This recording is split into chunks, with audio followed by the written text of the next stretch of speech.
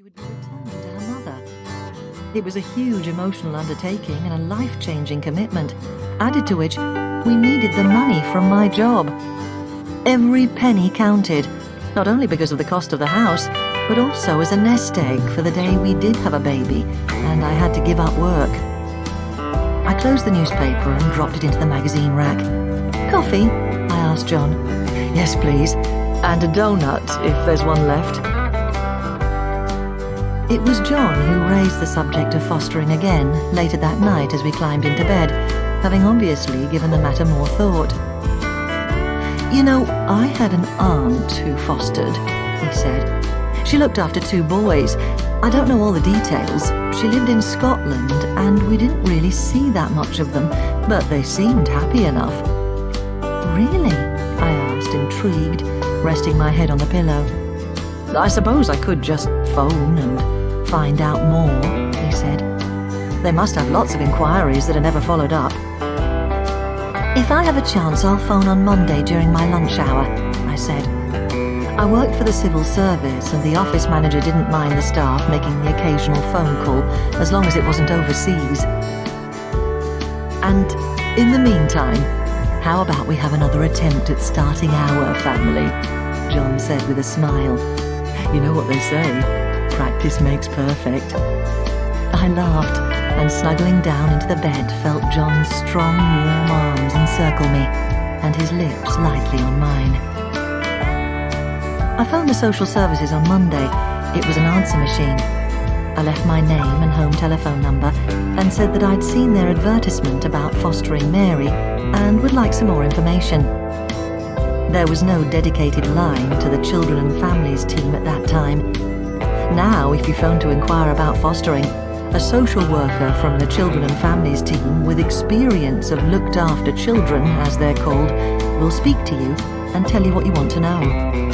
Well, that's the theory at least, although even now some councils are more efficient than others at recruiting foster carers.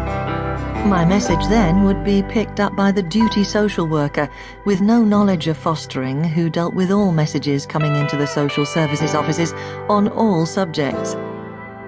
My call wasn't returned for a month, by which time I'd forgotten about fostering, or almost.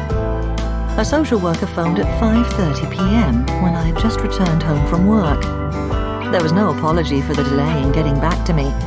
After she had given me her name, she asked if we had ever fostered before, and I guessed my no was the wrong answer. "Oh," she said, clearly uncertain what to do next. All my questions were met with, "I'm sorry, I really don't know." So when we said goodbye 5 minutes later, I was none the wiser about fostering. However, she did say she thought there might be a leaflet somewhere and that she would try to find it and send it to me, for which purpose I gave her our address.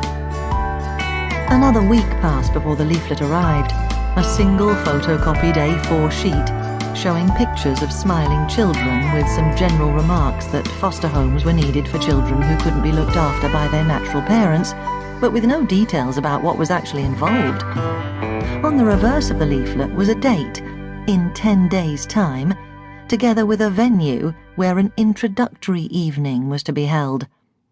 I assumed this was an introduction to fostering, although it could have been about pig farming for all the information there was.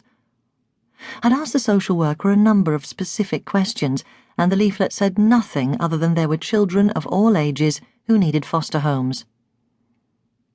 I left the leaflet with the other non-urgent mail on the shelf in the kitchen and thought no more about it.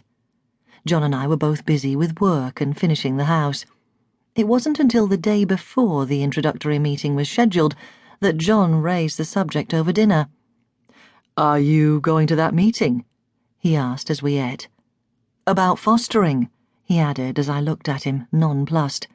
"It's tomorrow." "I hadn't planned to. We were going to finish the tiling in the bathroom tomorrow evening." "I can do the tiling if you want to go," John said. "Or we could go together and do the tiling on Saturday. I'm not playing golf." My enthusiasm for fostering had lapsed with the passing of time, and the less than dynamic attitude of the social worker. "Do you want to go?" I asked. He nodded. "May as well. Hear what they have to say."